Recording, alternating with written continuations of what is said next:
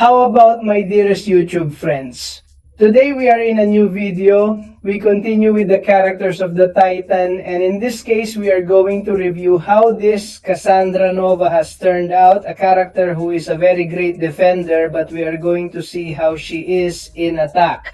I have to thank my dearest friend Oscar, who has left us this Cassandra Nova in rank 3, and on top of that it is doubled by 40 because if friends Cassandra Nova is it is very important to have the unique ability awakened, because what it tells us is that when Cassandra rules a personal neuroshot and it is a burst of energy damage that increases only with base attack, it is in green. It means that the more security we have, the stronger that burst of damage is going to be. Therefore, we are going to apply much more damage to it. Therefore, it is important to have it well duplicated until Cassandra Nova, while analyzing, reduces the damage received from 3 hits that are not super attacks, 25% that is doubled when you fight skilled characters when it bleeds, which updates 3 regeneration aisles. The first medium attack is a basic attack that does not contact. It is the only attack that is valid when the bridge wins a power bar by marrying it infects a fear disadvantage that we remember that this takes away the unblockability of the character we face. Then also just before being hit by a basic attack while charging or performing a strong attack, Kassam sets a stun passive for 0.50 seconds until the final hit of his strong attack ends when this stun ends. When Cassandra is knocked down by a strong attack, this stun goes into cooldown for 10 seconds. The duration and personal stun and stop mastery stun cannot be reduced, so this character is going to serve us very well against characters that remove that stun. If the stopped mass stun is purified or purged, Cassandra's stun's cooldown is removed so it can be used again. The opponent's maximum rejection rate is always equal to their remaining life percentage, and their disorienting ability procession is reduced by 100%. Also, when the opponent with a reaction effect suffers Neuroshock and Rega a marking passive, remember that the marking reduces 100% the pressure of the day of rejection and indestructible mode and immunity to death. Therefore, it is a pretty good counter for 10 seconds and pauses while channeling the passions of discouragement, which is very important in Cassandra Nova. Not even the gameplay, and you'll see why our personal discouragement walks 15 seconds, pausing during channeling, and Cassandra's sub-attacks while putting on is blocking when hitting or blocking the first hit that has impacted a strong attack. Consumes 50 blows of behavior means to demand 1 discouragement for each. 2 hits if Cassandra Nova receives a hit while she has 12 or more personal discouragement, or receives a hit while her voltage spectrum is eliminated, 3 personal discouragement. Therefore, characters who put in a high voltage come well against this character in defense. Channeling is also quite important in Cassandra Nova's gameplay. While she makes a strong attack and in the end a new attack is 1 and 2, Cassandra channels for 1 of 3 seconds as a defender also channels. Analyzes, increases the opponent's speed, inflicts a personal thought on him for every 0.50 seconds. If he hits while channeling, 50% is eliminated, therefore we must prevent him from taking us away when we are channeling. While he analyzes, launches a strong attack, shoots super attack 1. Prolongs the organization until the final blow is analyzed. While analyzing the final super attack 1-2, loads a strong attack, restarts channeling, and updates all personal discourages. Channeling ends. If Cassandra stops charging a strong attack, she recovers from a 1-2 super attack for any reason. The Neuroshock is also quite significant, the disadvantage to do damage as a maximum of 15 loads. Personal Basils inflict X of energy damage for 5 seconds and also pause some of Cassandra's super attacks during warm-up and increase only with base attack. While Cassandra suffers high voltage against a technological character, Neuroshock cannot be inflicted. The Zionian entity with 2 takes, discouraging the basic details, inflict a personal Euroshock passion as defenders that can be inflicted by blocking not timely to make the first hit. That looks like 1-2 in raid passively. That's why this character is important in defense. Well, it's part that 1, we obtain regeneration as maximum loads 5, and the first and last blow influences a personal neuroshot with the super attack 2. Each blow impacts puts it in all block. It has not been well programmed, inflicts a separate neuroshock. When it makes an impact interactive or a block is made that has not been well programmed, it influences a passive of reverse controls. That is why I say again that she is a good defender, but she is also a pretty good attacker. You will be seeing it. And finally, super attack 3 consumes all personal discourages, inflicts a burst of energy damage with its base power, or increases by 20% type for each. From discouragement, consumed all personal discouragement, more than 30 seconds pass, or until any of the characters activates a super attack. So you are going to see the gameplay, which is very simple to get maximum damage. Okay, as always, we are going to face our beloved friend, the Winter Soldier, and the gameplay you are going to see that it is super simple.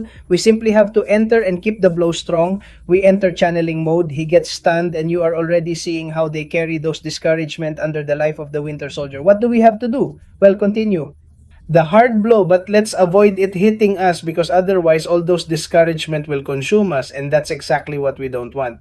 Okay, so in this case, you're already seeing that activates the stun again. Therefore, we keep hitting hard after he has thrown us a super attack or something like that so we don't get hit. So what we have to do now is prevent those discourages from leaving us, and we have to quickly go to super attack 2 to throw him with the maximum possible discouragement.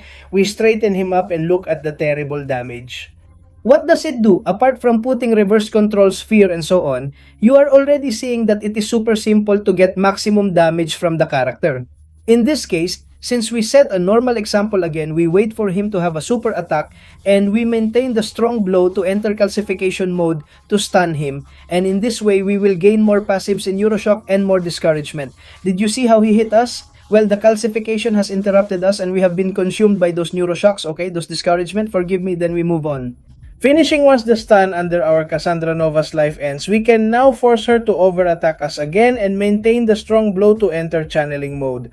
We pull super attack 2 and watch that terrible damage that our Cassandra Nova does through the blows, and also apart from the disadvantages of Neuroshock that explode. That is why it is very important to have a duplicate of this character so that the gameplay becomes much simpler and does much more damage on top of it. Have you seen that it is super? Is it easy to get maximum damage from it? We have faced it with a class advantage. We are going to try it with with a normal one that is not a class advantage. Therefore, we maintain the channeling. With that, we carry the discouragement, and in this case, thank goodness he hasn't hit us, because if we hadn't been having a bad time, we would continue hitting him, okay? And we try to make stops with it and keep the hit strong and just throw it to load those discourages and those neuroshocks. And the plumbing again, we keep the punch strong. We wait for this to end our hard blow, and with that we may be doing good damage. Again, the stun under Cassandra Nova's life cools down, therefore we have to continue charging our neuroshocks as you are already seeing on the screen. We keep the blow strong and throw super attack 2 with the maximum possible discouragement, and look at that totally terrible damage that our Cassandra Nova has just done on top of her blows. Also do a lot of damage, well, nothing, we continue with him. Normal, we maintain the strong blow. This is how we enter an organization. We force it to have the super attack and we charge the strong blow again to stun it and achieve the maximum possible discouragement. Okay, we continue to maintain ourselves because what we want is that in the calcification, it does not end to pause those discouragement. And we throw super attack 2 again. Look at that damage due to super attack 2, so massive that they cause our character above rooting. What it's going to do is make the gameplay a lot easier for us. You have already seen that it has quite gross damage and especially neurotic, which is a disadvantage to which there are very few immune. In fact, I would say about Maker and little more than, by the way, about Maker is uploaded. Well, I don't know if it's tomorrow or it's already gone up. When do you see? Am I watching this video? I have already shown you one form of gameplay, okay, but I am going to show you the other, which is more for using Super Attack 3 and obtaining the maximum discouragement so that they explode in his face. The one I have shown you is the one I like the most. This one is quite good, it has good damage, but it is a little slower because you have to be playing with Super Attack 2 again. We do the same thing, we go into channeling, we put on the stun, we get the maximum possible discouragement, and again, stops plus the strong blows. Okay, we just threw them out before Aturgimiento finishes leaving, pausing all this discouragement and not being able to hit us, because if not, they can leave like what just happened. It is the only fault that I have with this Cassandra Nova, that they can eliminate this discouragement for us, and with that complicate the fight quite a bit. We simply have to do the channeling there to prevent our discouragement from leaving us. And now we should go to Super Attack 3 as quickly as possible to prevent fucking hitting us again like just happened. And on top of that, he has taken our lives. The truth is that I didn't like that. He has taken our power. He has taken our lives. This rotation is not going so well. So what we have to do is quickly go to Super Attack 3. Okay, with the maximum possible discouragement. In this case, I am entering the cooling of the pipeline itself.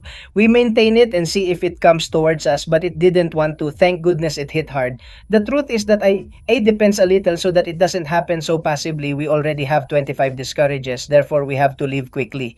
to super attack 3 so that we prevent those discouragement from going away, and we throw it away like this as well, because you see how beautiful it is, because this animation of super attack 3 as our Cassandra Nova literally blows it down. How does it look like the movie? And you're going to see how it just exploded. You've seen it, right? In other words, it is not as fast a gameplay as the one I have shown you. I prefer 1000 times the first one is worth it because it seems more dynamic to me. But if you are in a hurry and you have the maximum discouragement, you can throw Super Attack 3 and you will also do great damage. Okay, but as I tell you, I prefer the usual gameplay, which is basically stopped. Keep the blow strong to get those discourages, and when we have that stun node, then throw it so that they are the discouraged steps and go to super attack 2 to do that tremendous damage. As you are seeing on the screen, the truth is that Cassandra Nova is also a very balanced character in both defense and attack. It's quite versatile. It's going to work for us for both game modes. So no friends, leave me the comments you thought Cassandra Nova. I really liked it and I hope it will come out on Titan Crystal soon. So friends, have you always liked the video? I suggest stay and see you in other videos. Bye bye, and before finishing the video, thank you very much to all of you who are members of the channel for being able to become a member. You have it in the description, so many thanks to the VIP source of Miel Ramirez, Oscar Salmeron, and the authentic stories of Auca Roldan and Facundo Juan. Thank you very much for being members of the channel this September 2025.